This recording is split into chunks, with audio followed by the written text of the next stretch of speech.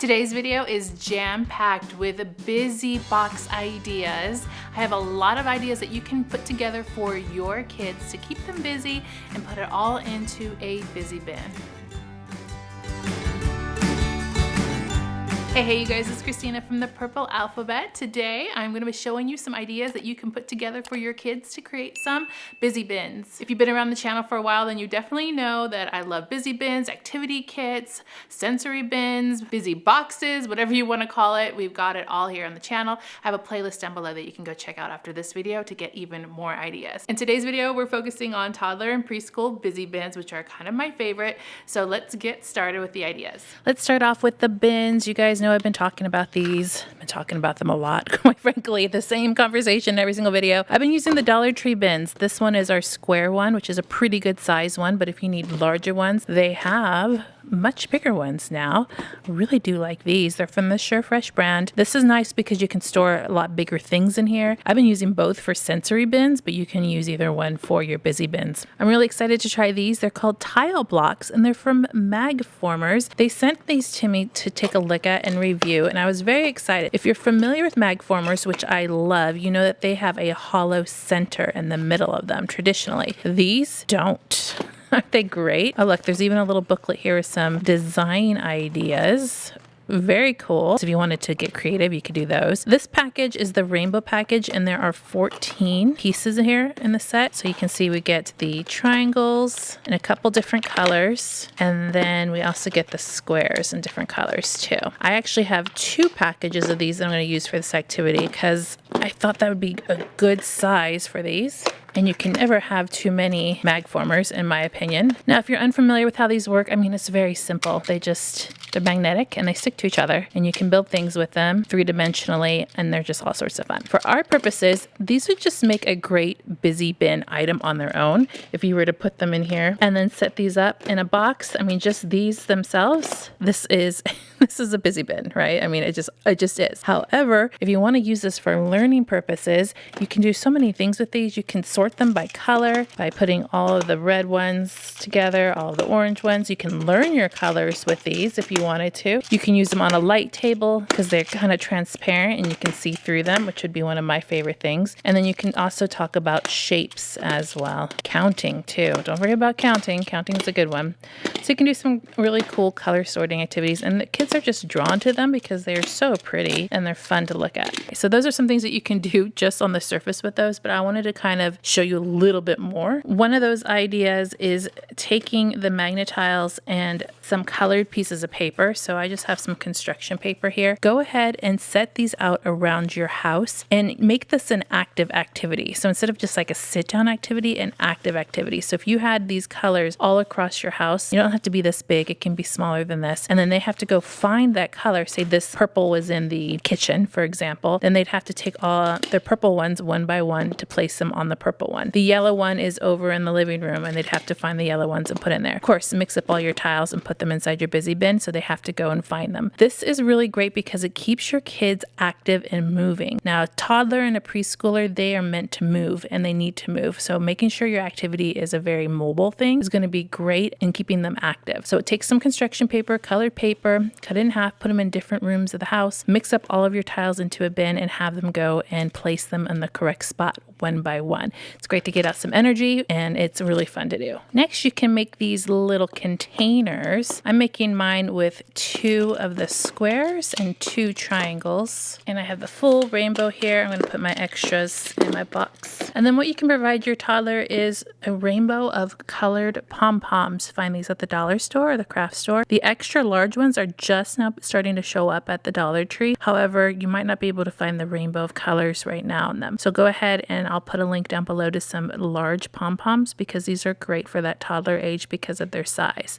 The smaller ones will work, but they take a little bit more fine motor control. But I have a mix of them here, so just depending on what you want. I didn't put a whole bunch in here. I have about 3 per color. And now it's just a color sorting into each one of the containers and matching all of the colors. Of course, when you're working with your child, you're definitely going to want to mention the colors' names so they know the color names as they're doing the activity. And then of course they can just do the sorting on their own. This is also good for fine motor exercise, working on the pincer grasp and picking it up. If this becomes really, really easy for them, you can always add some tools. You know, I have some tongs here, I have some tweezers. I have a whole video about tools and picking up with the tool, and this just makes it a little bit more difficult to pick it up. That's one extension activity that you can do with these mag formers. That's just a lot of fun and very pretty and visual. Definitely like that they have these now that that the centers are all complete.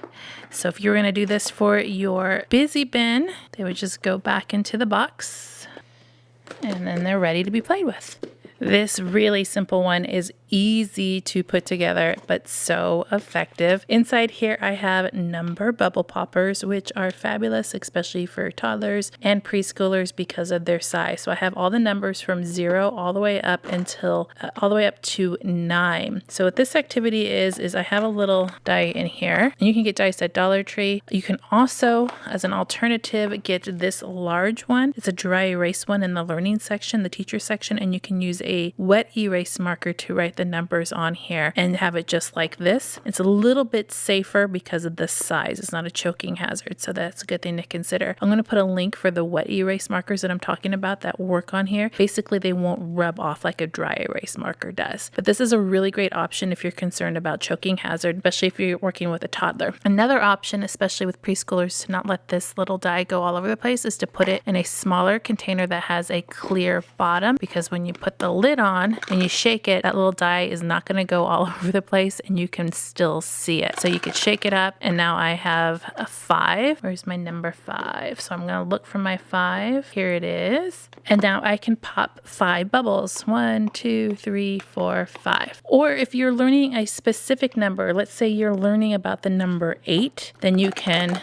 roll and punch, roll and pop, roll and pop. And so you're learning about counting. If you have a set of flashcards, I have these here that have the numbers on them. You can also make these, but this would be a good match if I took out all of the numbers that matched to what I have. That would be good for an example here. And then you can match up all your numbers to your flashcards. That's a great way to work on number recognition. And then if this becomes too easy recognizing the number, then you can work on to the labels. So, you know, here's the 1, you got to find the 1, and this way you know your label for each number. So I want to give you a couple variations on that for this busy bin, depending on the skill level of your child. So you know your child best, so you can decide what would be best for them to work on. Something basic might just be looking at the numbers and saying the name. The next step might be matching it to another number. The next step might be matching it to the number label, or the next step might be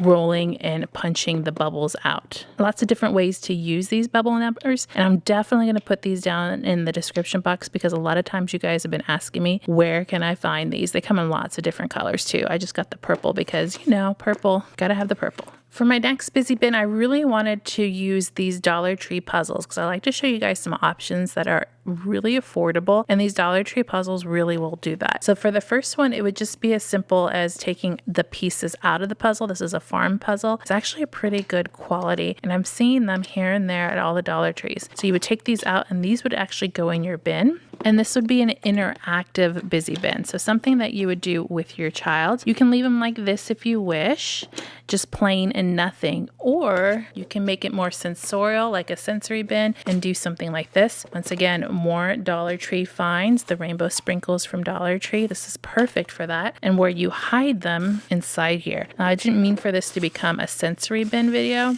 It's just another option that you can do, especially with these Dollar Tree puzzles, because they hide really well and everybody loves these taste safe rainbow sprinkles. And so they would hunt and peck for the puzzle pieces and pull them out, and then you would do a animal sound game, or you can do a what animal is that game for animal recognition. Different ways you can play that. You can even do can you find the sheep, and so they'd have to go and look for it. Is that the sheep?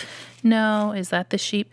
No. Is this the sheep? Yes. So you can do it that way too. I'm going to take these out and give you an idea to use the other puzzle I have. This puzzle is the letter puzzle, and I thought this would be really good to use in the sprinkles too. I'm just going to put a couple in here just to get us started. You could do the whole alphabet if you want. You can pull these out and then place them back in here in the puzzle to complete them. That would be one way to do it. Or you can kick it up a notch and use one of those bubble poppers. I know I've been talking a lot about these bubble poppers, but the kids really do love them. Let me take this bin out of the way here. And so this would be a find. Here's the V, and then you would find the match over here and pop it and push it in. Where is this one? Here's the P, there's the P, until they've done the whole alphabet. Really fun. Once again, this bubble popper is awesome. The letters are already printed on here. Gonna put this one down below too because it's super, super affordable. You don't need to do it with the sensory bin. It's just a fun little spin on it. You can leave all the sprinkles out if you wish and just put all of the letters in there and have them match and have that as your busy bin. I have a lot more ideas that you might not have seen. I'm gonna put this video up here on the screen that you're gonna wanna check out. It's for toddler activities.